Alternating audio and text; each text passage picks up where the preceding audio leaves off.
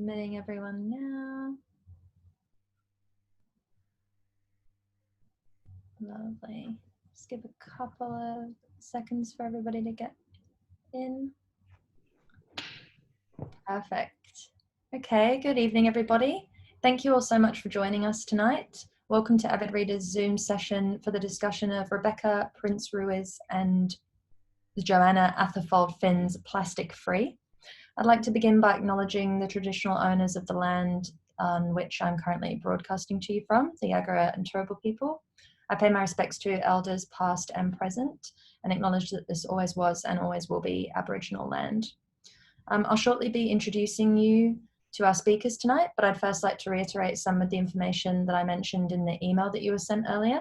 So you've all automatically been placed on mute and you'll remain so until the end of the discussion this evening. But towards the end of the evening, for the last 15 minutes or so, we will be having a Q&A session. So if you'd like to ask a question, please type it in the chat box and I'll read it out when prompted to do so by Rebecca and Joanna. You should start sending those through as soon as you think of them. I'll read them out along with your name, so please mention your name too when you send them across. If your connection drops out and you leave the meeting, then you can use the same link to join again and I'll admit you as soon as possible. If one of our speakers drops out, which hasn't happened yet, touch wood, but we will take a brief pause and we'll do the same and we'll be back up and running as soon as possible. So finally, we have a very special offer this evening. All of tonight's attendees can receive 10% off their purchases site-wide by using the promotion code EVENT at our online store's checkout. So I've been told that this promotion is going to go for 24 hours. So make sure that you grab a copy of Plastic Free and get your orders in as soon as possible to benefit from this promotion. I will post the code as well as links to purchase Plastic Free in the chat box shortly. So enough from me now. I'd like to introduce Rebecca and Joanna. Rebecca Prince-Ruiz is the founder of Plastic Free July, one of the world's leading environmental campaigns empowering people to reduce single-use plastic. Rebecca is executive director of the not-for-profit Plastic Free Foundation that brings the public and business together with the vision of a world without plastic waste. She has a Bachelor of Science and has 25 years of experience in environmental and waste management, community engagement, and sustainability behaviour change. Rebecca lives in Fremantle. Joanna Atherfold Finn's debut book, Watermark, was published by Simon & Schuster in 2018. Joanna has a PhD in English and has taught creative writing at the University of Newcastle, as well as working as a freelance journalist. She lives in Port Stephens. So Rebecca and Joanna, I will let you both take it from here.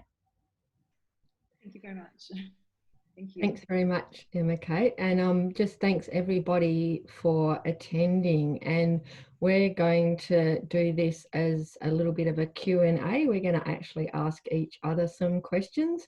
I think some of the questions I think I know the answer to, but I'm interested in hearing Joanna's point of view. So we thought that would be probably the best format to have for two authors via Zoom. So Joanna's actually going to start with the first question, but I just like to acknowledge that I am speaking to you from Fremantle and I'm on Whadjuk Noongar land and pay my respects to the elders past, present and emerging here. So over to you, Joanna. Thank you, and lovely to see you on the screen, Rebecca. We spent some time communicating it this way because Rebecca lives in Fremantle and I live in Port Stephens. So it was quite ambitious, I suppose, to write a book together. And I guess that comes to my first question. Rebecca, what possessed you to want to write a book of your plastic-free journey? What was the impetus behind it? So the book actually started from a call from the publisher, from Elspeth Menzies from New South, and back in mid 2018, if you cast your minds back, it was the what she liked to call the plastic bag ban wars. The supermarkets on the 1st of July had just brought in plastic bag bans, and so had the state governments in Queensland and in Western Australia.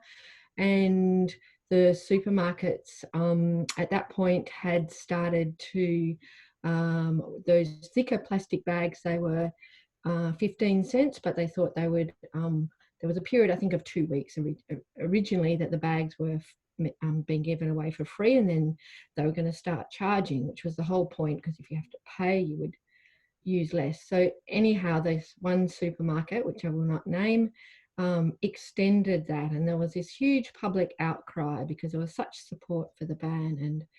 And Elspeth got so irate about this, and she'd had a brief appearance on the ABC's War on Waste, and she called me up and just said, Rebecca, I want you to write a book about the plastic bag ban. And so the conversation started from there. I don't consider myself a writer, in that I find that really, I like to talk, I like to listen, I like to have conversations, and I like to learn. And as we go through this story, which you now know, Jo, that I will say and do things before I even think about them. And so actually having to stop and pause was a really difficult process for me.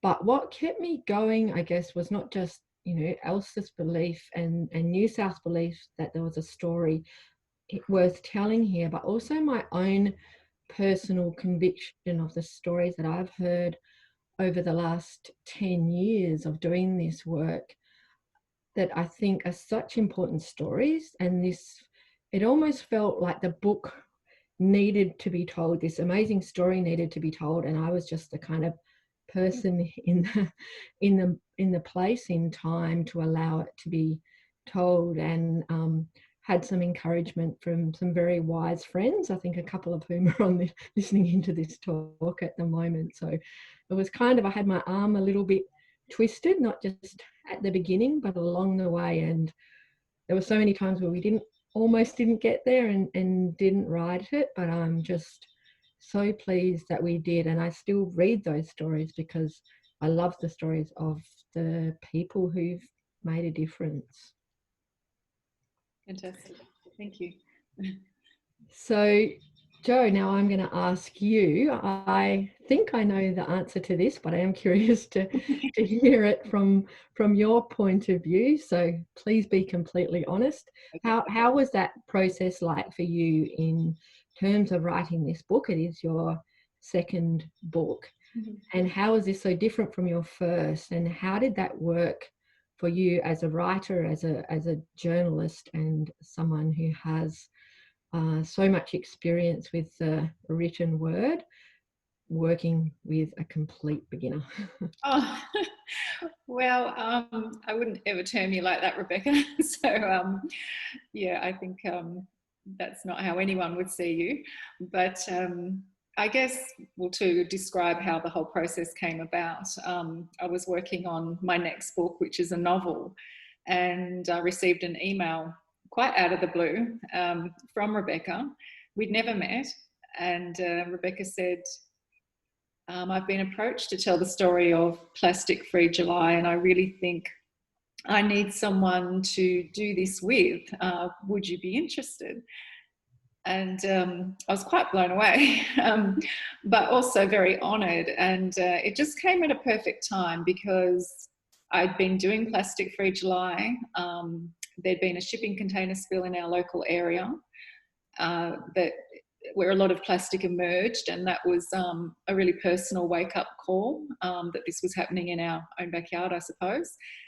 And also, I was having a bit of a struggle with my novel and didn't quite know where it was going. And so when I had this email, I was just delighted. And I'd done a bit of, stalking of Rebecca online. And she just seemed like an incredible person, someone very dedicated and very inspirational, who had a wonderful story to tell, and one that definitely needed to be told. And so, yeah, accepted that great offer that she proposed. And, I guess they say the rest is history, but that process then happened quite quickly, where we were signing contracts and working out how the nuts and bolts of the arrangement would work. We lived obviously in Fremantle and Port Stephens, opposite sides of the country. So we had a few things that we had to sort of negotiate in that working arrangement, but it actually ended up working really well. And I was just speaking to Rebecca earlier, actually, and I'd had the comment from people, you know, how could you take this on when you'd never actually met Rebecca? You know, what if you didn't get along? And Rebecca had also had that same comment from people.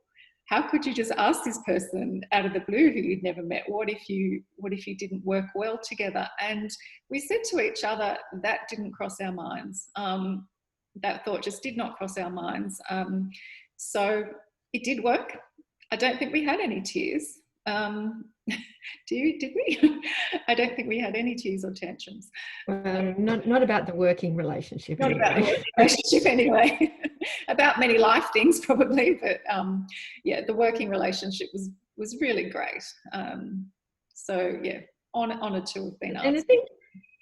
And I think for me, you know, the fact that I was really clear, I knew that this was a good story, but there were so many stories in there to tell. And what I loved about when I read your book, Watermark, Joe, which is short stories, is how you had woven this theme with characters and a sense of place between these stories. And I felt like I was so close to this story that I really wanted somebody who was slightly removed from it, but also, you know, very supportive of the cause, to actually find that thread and find those golden moments in there and draw them out, and also to tell me when I'd drawn enough about it. I don't know if you remember that conversation we had when we were writing about people taking plastic-free July into their workplaces and the plastic-free morning tea, and you told me I'd said more than enough about morning teas, and that was enough.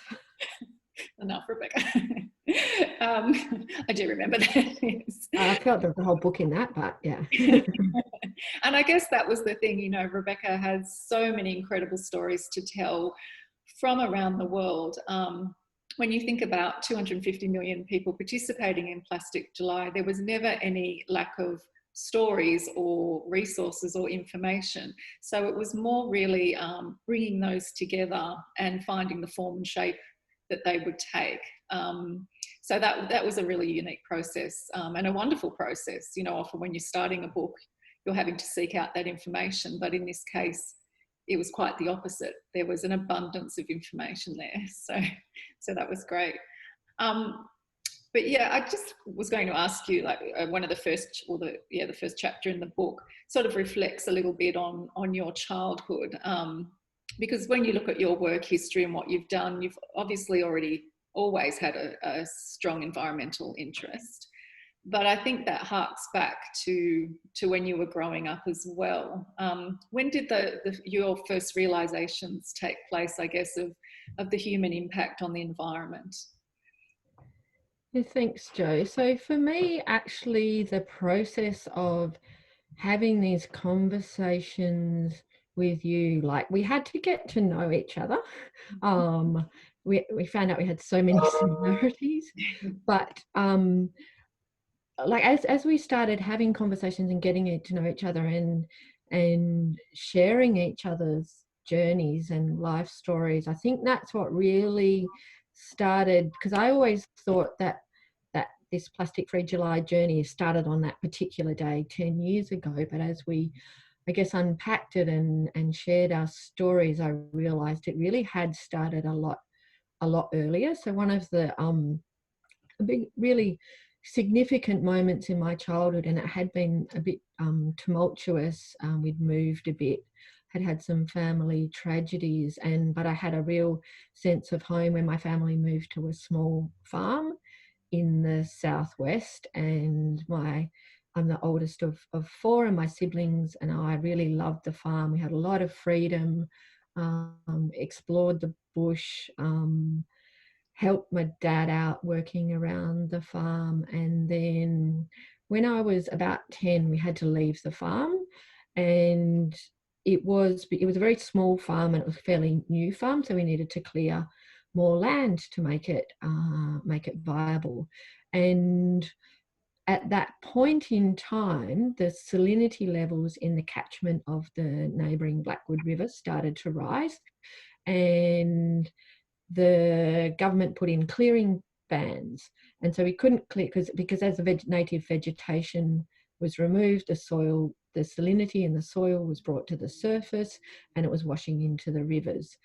And we just couldn't make the farm work. My dad was an engineer, worked away as well, so we needed the farm to be kind of minimally viable.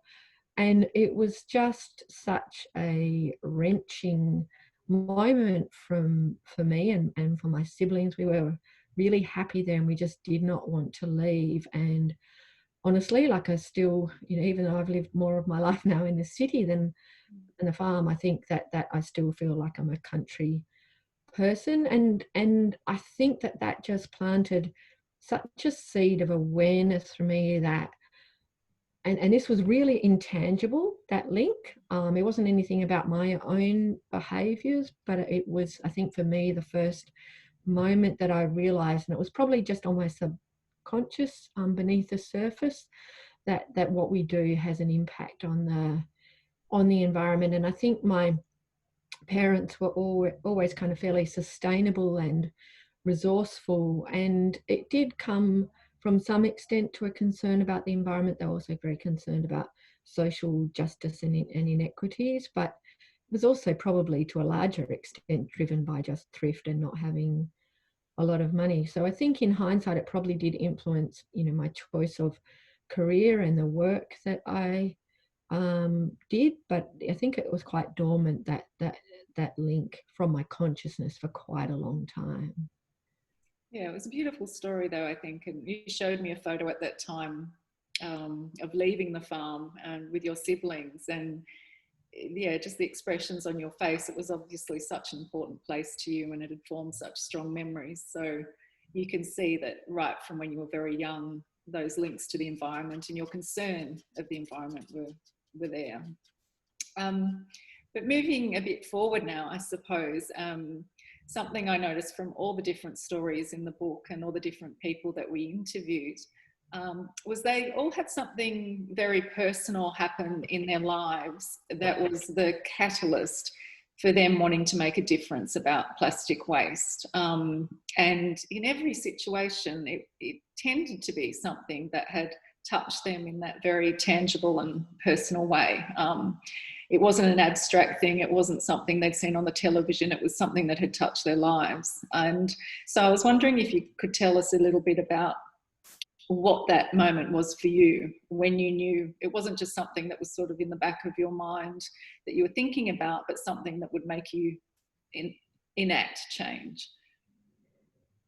Yeah, so it was a very specific moment for me. It was when I first visited my local recycling facility. So that's where my the contents of my yellow lidded bin, my recycling bin, when it was picked up at my curb each fortnight. And actually, I've actually just been back there this afternoon and had another visit. So it's just like, I feel like I can smell it, I can feel it on my clothes. And it was a really powerful experience. So I knew what a landfill was like, because my dad hated driving by himself and we always had to go to the tip with him. So I knew what that was like. It's a big hole in the ground and where our waste goes. But going to this recycling facility just really opened my eyes, and it was for a number of reasons. So firstly, it was just seeing the sheer volume of waste, and this is so, like, I can really picture it in my mind because I was literally there 2.5 hours ago with my high-vis vest and my hard hat on.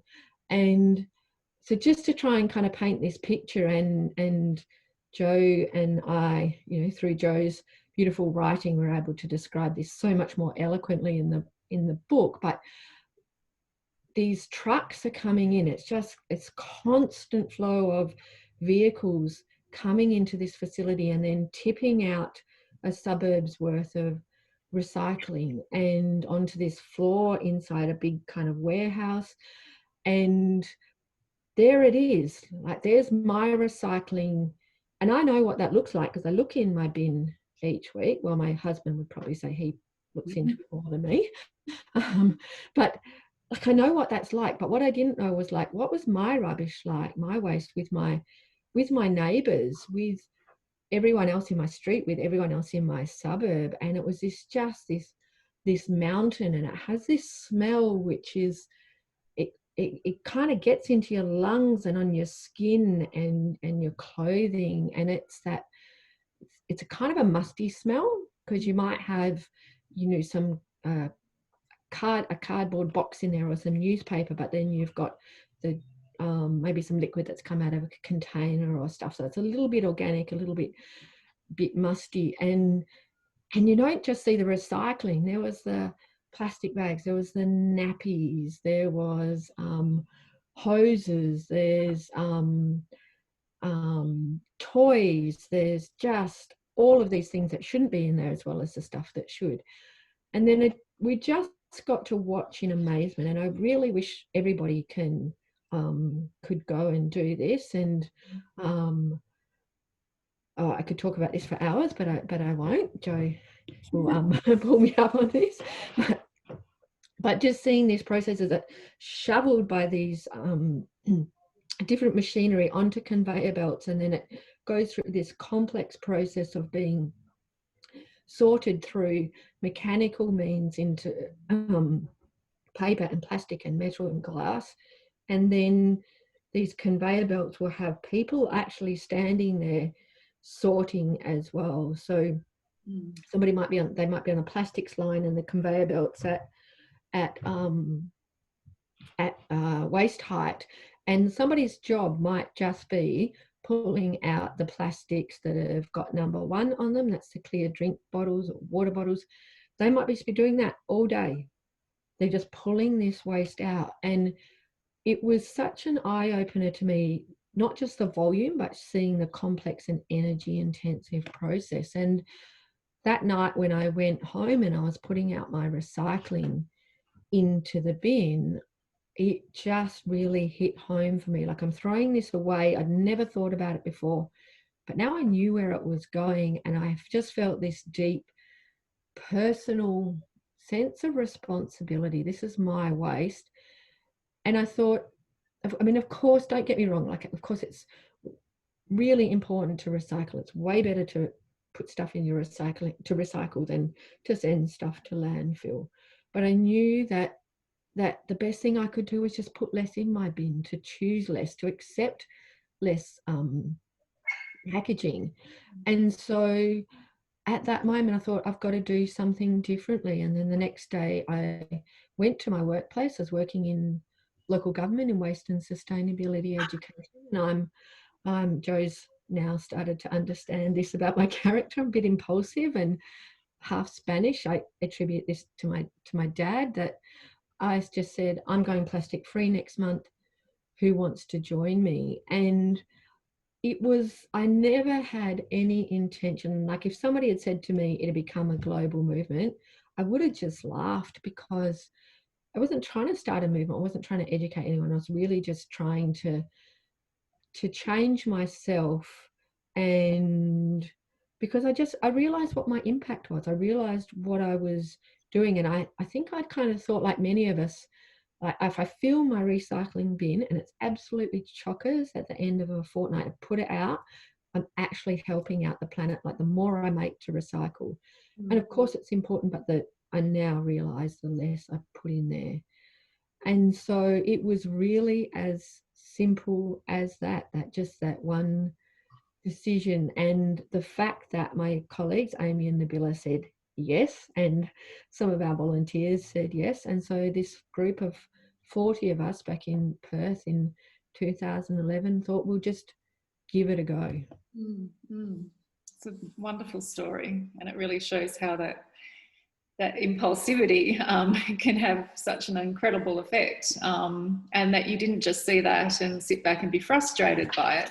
You saw it and you started making efforts to make a difference. So thank you. There will be probably people in the audience tonight who may be just starting out on that plastic-free journey. and who may have seen something in their local communities, or who may be frustrated by something in their local community, but they're not so sure how to start this whole concept of going plastic free. And I was wondering, Rebecca, if you had any sort of starting out ideas that would be beneficial to people on that road, since you've been on it for a decade, what you could describe to them. So what I always say to people that are starting out, and is that you're not alone, and that, like, at this, particularly in this moment in time, you know, we've had thousands of people from around the world joining us every day. And look, I wish we'd managed to come up with a better name, Joe, because, you know, plastic free is kind of it's a misnomer, because it's not about being completely free of plastic. It's a useful material. I wouldn't be speaking to everybody this evening through this computer. It's a useful material. It's just the way that we're using it just for a few minutes or a few seconds that's the problem here. So it's not about being plastic free. It's just about taking one or two steps and making a difference there. So for people always starting out, I just say, just choose one thing or choose two things. Look at the plastics that are in your life. Have a look in your bin, have a look in your fridge, have a look in your pantry. Take notice of what you buy for lunch if you're getting a takeaway, and think of something that you can do to change that, whether it's taking a reusable to substitute for single-use packaging, or it's learning a new skill, making something from scratch, making a simple switch like liquid soap to bar soap, or finding I know when I first started, it was like I went to the supermarket to buy my kids dinner, and I just came out with bananas and avocados and some bread rolls in some mushroom bags, and that kind of wasn't exactly a balanced diet when you did that every day for a week. So had to start to learn to shop in different places. But I think if you try and do everything, then it's really difficult. You're much more likely to fail or feel downhearted or just feel, I can't do this, it's too hard. Whereas if you just start out by doing one or two things and you get empowered by that, then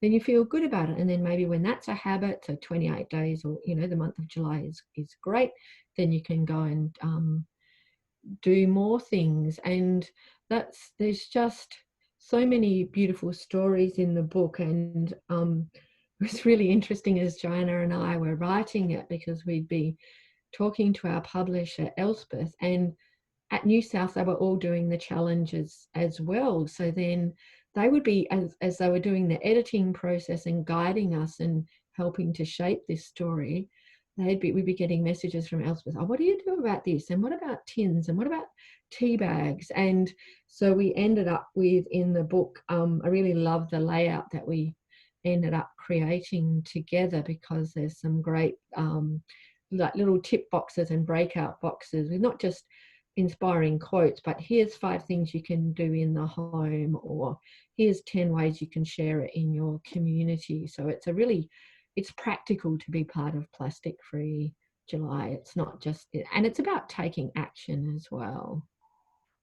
And really, you know, as we went through this journey, I would come and stay in Joanna's house quite a number of times, and it was the start of not only a great writing relationship, but a friendship as well. And poor Joe, I've got to say, one of my favourite parts in the book is in the acknowledgements, Joe, when you talk about how you felt when I first came into your house. And I think people would always get really nervous when I come into their homes, thinking, oh, what's she going to see? Or I've got to be perfect. But for me, I always just focus on what you can do, not what you can't, and tend to focus on solutions rather than the problems. So I've got so much admiration for you from Jo, from not only taking on the writing of the book, but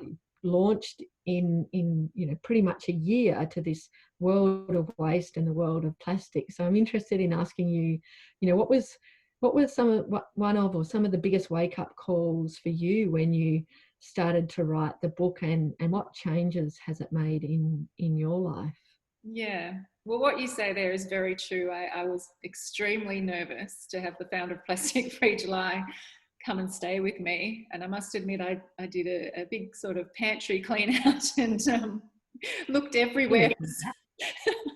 Looked everywhere for signs of plastic, and I guess at that stage I didn't really have an understanding of the idea that it was single-use plastic that we were looking at. So yeah, I was quite nervous having Rebecca to my home. We both have a dog, and I hope you haven't heard my dog this evening because she's being like a naughty toddler. I keep trying to mute her.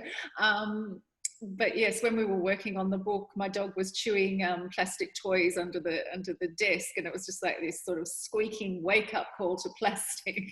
And I was incredibly embarrassed. And so I said to Rebecca to sort of, ease things a bit, can I make you a cup of tea? And Rebecca said, you don't want to know what's in tea bags, Jo. And I thought, oh my goodness, what am I going to do?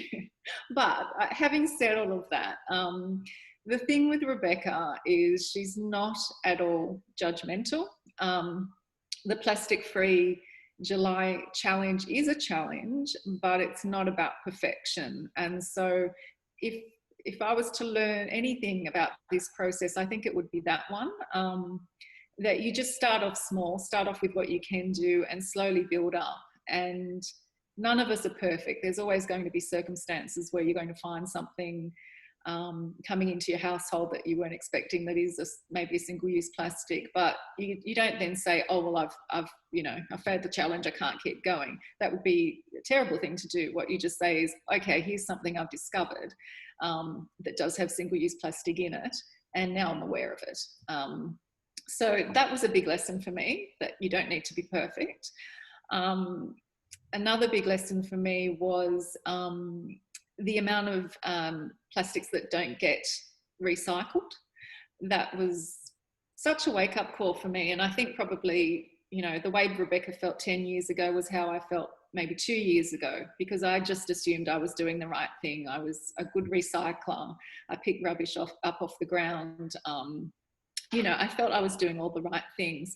But when I learned those really, really low recycling rates, I realised that wasn't enough, and that we really had to be far more conscious from the beginning to think about what is going in that bin in the first place, and then where is it ending up, and what are alternatives we can make at the point of purchase rather than at that point of discarding them. They were the main messages that really impacted me throughout the book and what I learned.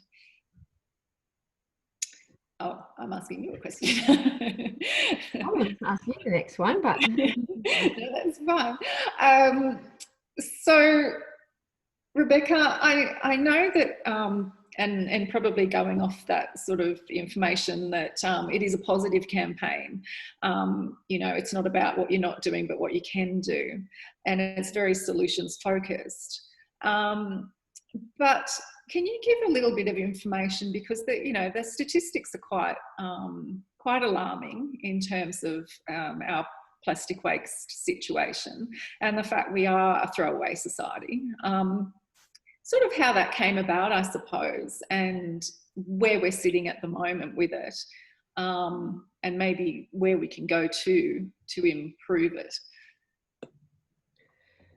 Yeah, so the chapter, which is I think called The Throwaway Society, was really, I just thought it was important to kind of take a step back. People are concerned about the plastic waste problem and the plastic pollution issue, but we need to be careful about not just saying, okay, we're going to stop using single-use plastics, but we're going to use single-use something else. It's not about just changing materials. And so I felt it was really important to just take a step back and look at the history of this material and the history of how really in the last century, it was and it was the end of last century that for the very first time as a society, we started using any material just once and throw it away. So I feel like that kind of bit of a deep dive that we did into the world of waste. And I got Joanna talking to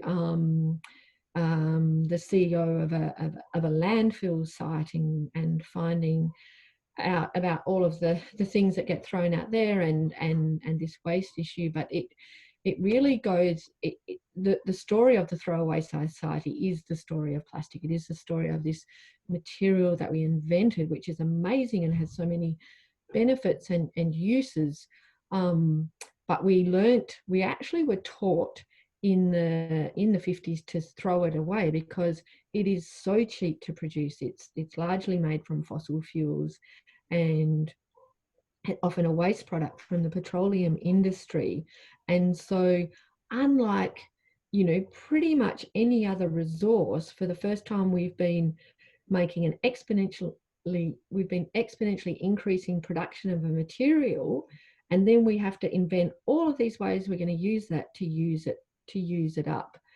And in we explore that in the section on the throwaway society. And also it took, before we kind of started to look at solutions and where we could go, we kind of looked back to how it used to be. And one of my actual favourite stories, I always say this, one of my favourite stories in the book, and my favourite story, but I realised I have so many, was we actually interviewed my aunt, Sue, who lives in Brisbane, and she just described to me one day how she used to shop in the Yorkshire village where she grew up, and when she was first married, would take her plate out when the fishmonger came from the coast each week, and she just had her piece of fish on the plate. She didn't have a fridge. They ate fish on Tuesday night. So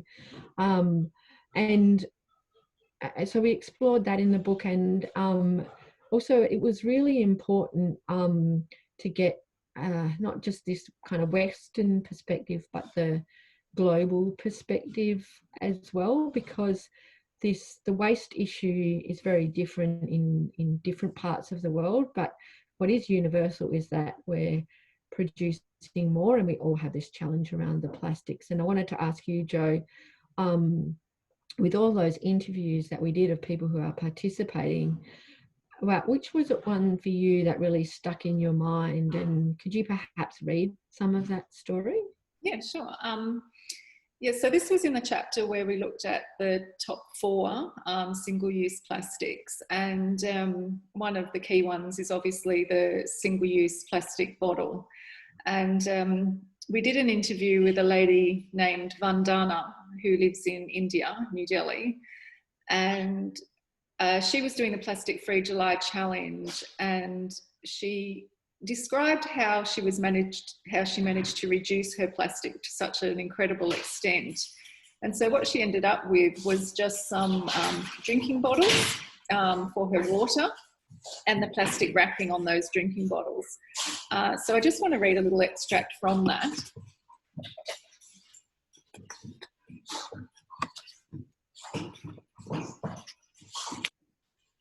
So this is from Bandana. I live in an area that faces water shortages and contamination, Bandana said at the time. I switched to a stainless steel ceramic filter earlier this year, but if water mixed with sewage is flowing through your tap, even a filter can't do much. Just like many people in my neighbourhood and across urban India, I had to rely on privatised drinking water, which comes in reusable and refillable 20-litre bottles. Water is the most basic human need, and I'm grateful I still have access to it. My intention for Plastic Free July is to just do my best in my current context.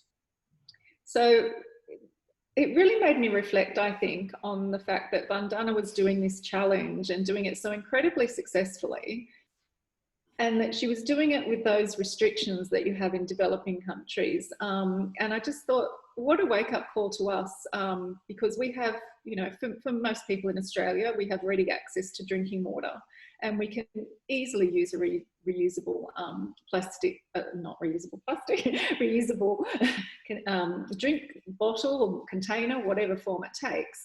And you know, that's not an issue for us, but it is an issue in other parts of the world. And so I think, you know, we're incredibly privileged, and sometimes we don't really realise that privilege until you get to hear the stories of other people and how they're trying to make a difference with barriers that we wouldn't even consider. So that was why it was such an important story for me, to hear her experience, not just what she was doing in her own life as well, but what she's doing within her community. She's a journalist and a blogger, and so she shares information about this journey. And she also is really concerned about the waste workers in India, because they need to survive, obviously. And so people collecting waste, that's their livelihood. You can't just say, okay, we're not doing that anymore. There has to be something else in place. Yeah, so they were a real wake-up call for me, that story. Yeah. Jo, we've only got a couple of minutes left, and as we predicted, you and I get talking, and time goes pretty quickly. So I'm just going to ask you one last one. Okay. Like the story, the book is plastic free. It's the story of plastic free July.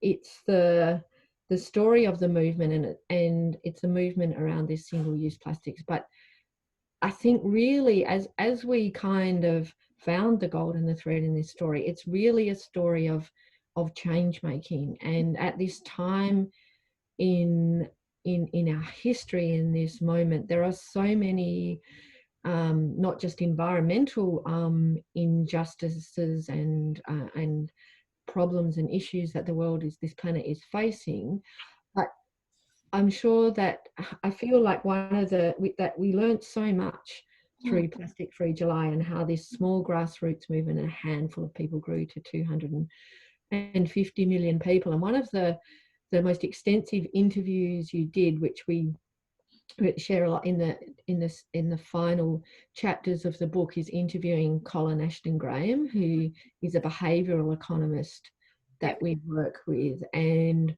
what did that help you to understand about change making, and what's your biggest, as an outsider, in the friendliest possible way, movement and the story in this book, what's the kind of one thing that you've learned that you'd want people to know that are concerned about these injustices in the world? Yeah, it's a great question. And I was incredibly interested to learn about what Colin was doing, because it was sort of going into the psychology, the behavioural psychology of why people do things and why they don't.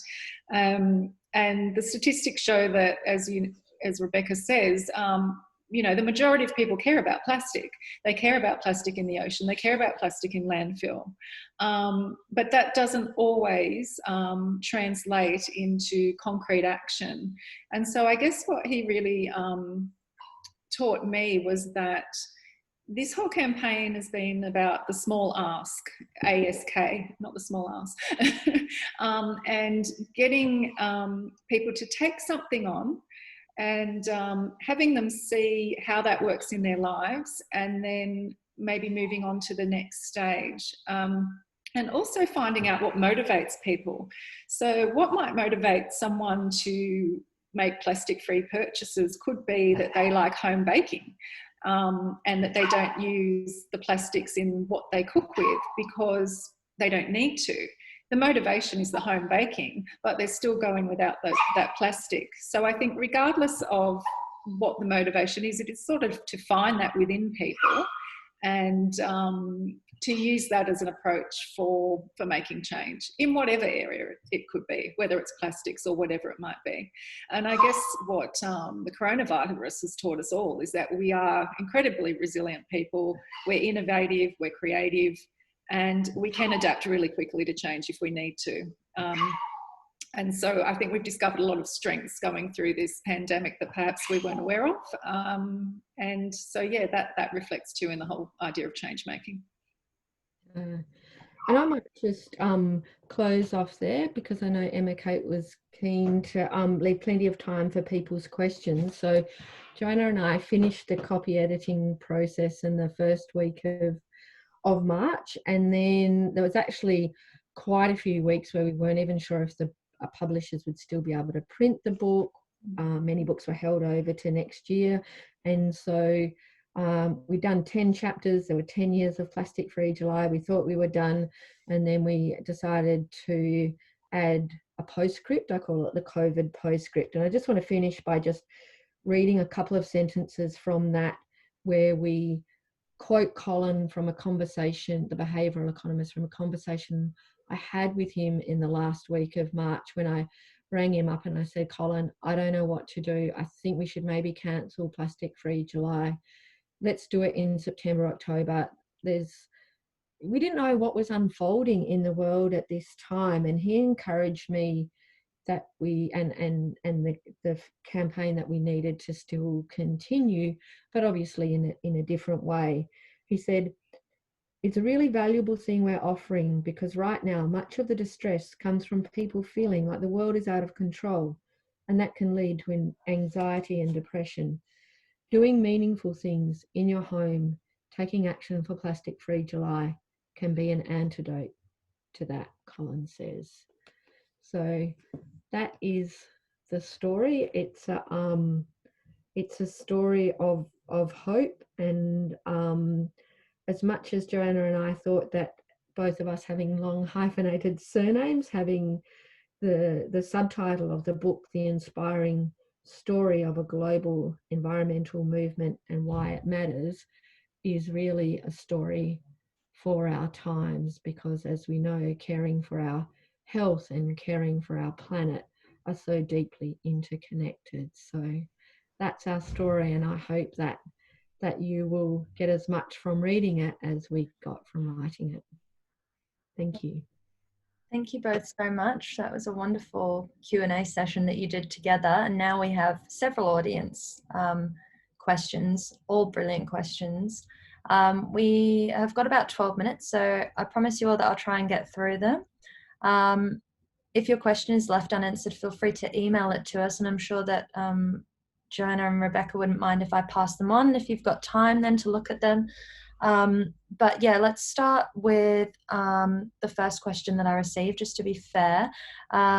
Gillian says, Rebecca, you say that you wish everybody could see their recycling facility, and I would certainly like to see what my council does, but this is not something that I can just go and do.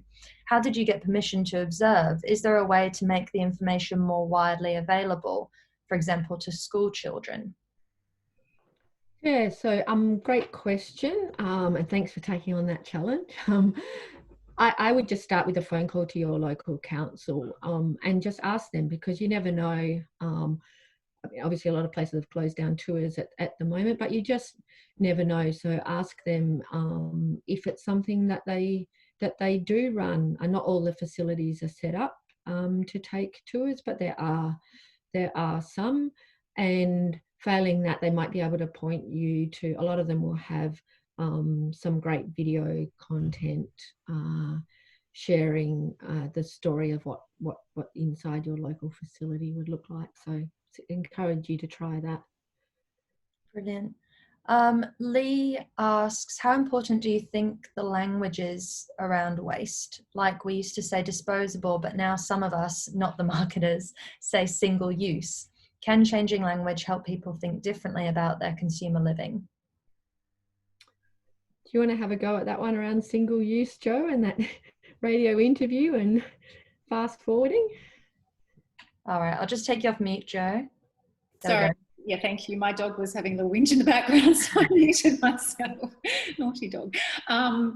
Yeah, I guess when I first found out about the challenge, that the whole plastic-free idea, I can understand why people assume that's all plastics, and I can understand why maybe some interviewers say, well, this is just impossible. You know, you can't get rid of all plastics, and of course you can't.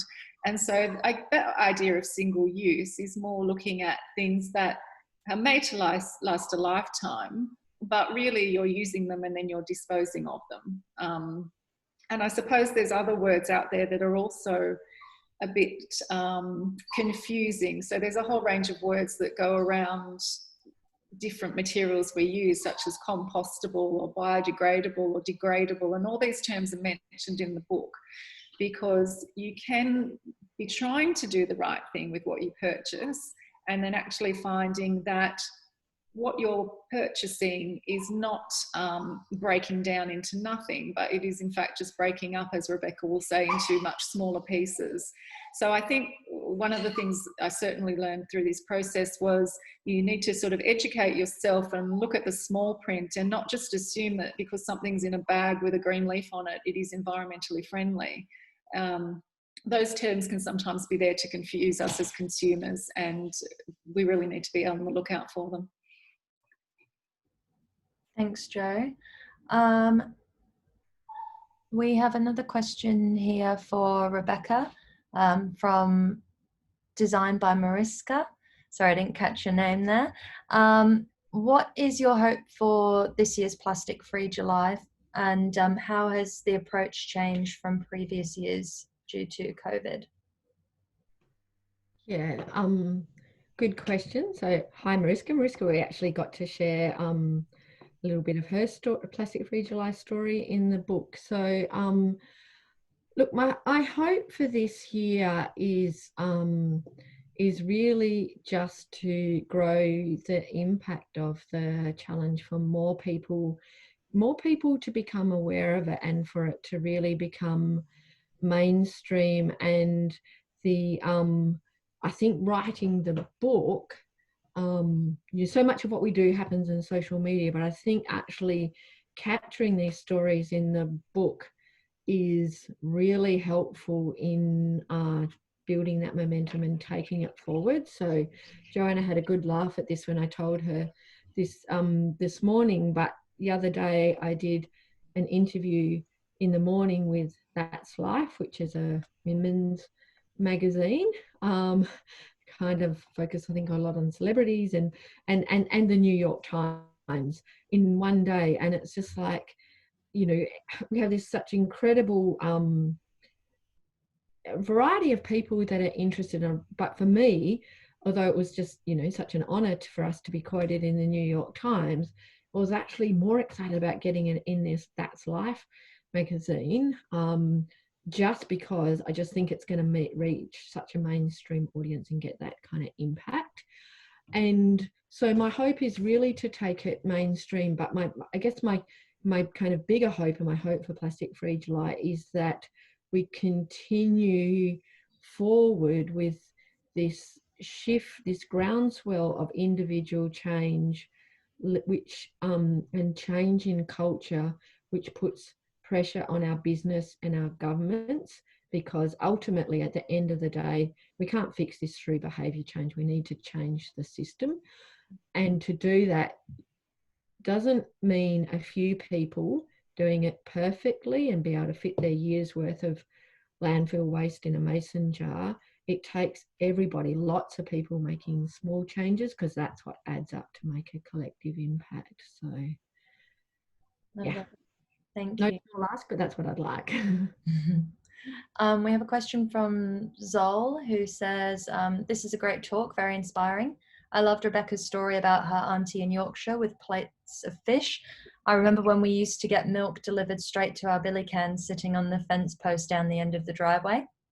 Would you both be able to speak about how you actually wrote the book? How did you manage writing it on a day-to-day basis? How would you share stories and write together?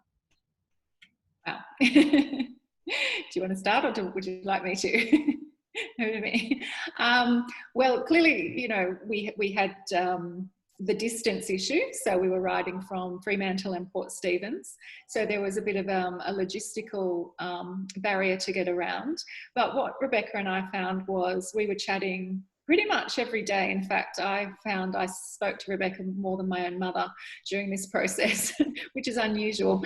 And through that process, we not only got to know each other a lot better, but we also worked very much on the voice and the shape the book would take. And that was a really interesting process as to how that occurred. we also have very different working styles. So Rebecca would come and stay with me or stay in Sydney with my parents. And I'm someone who just sits at a desk for 8 hours. And I know that's really bad for you, but I won't move when I'm in the zone.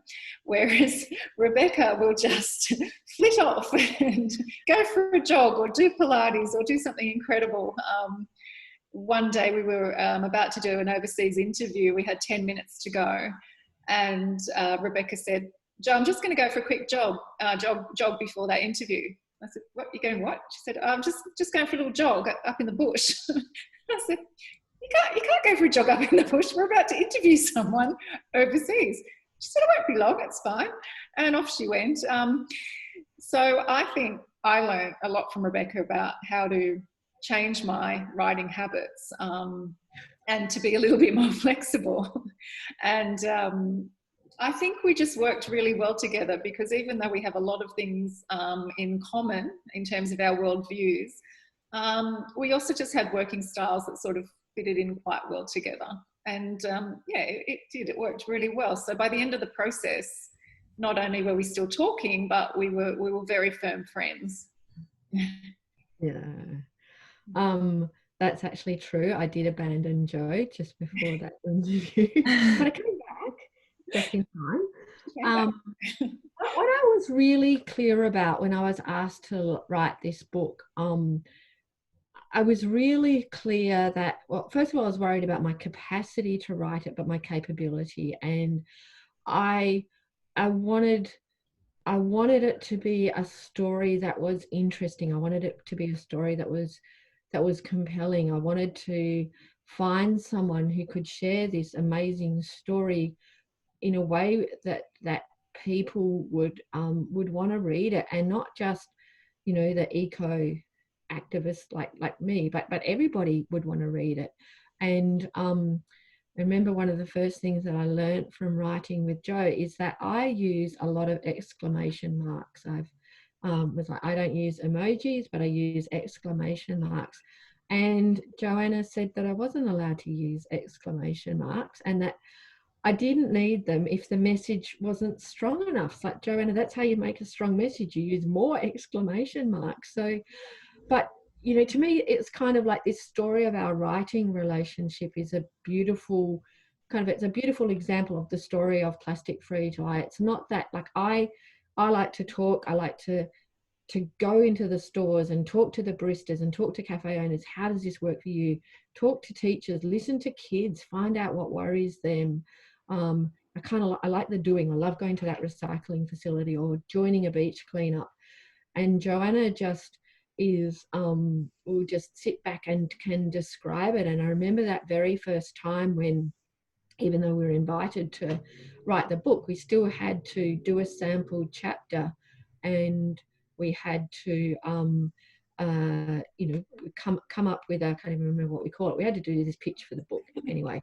And I told Joanna this story of something that I'd seen, and, you know, I probably said it in 1,000 words and Joanna could write it in 100.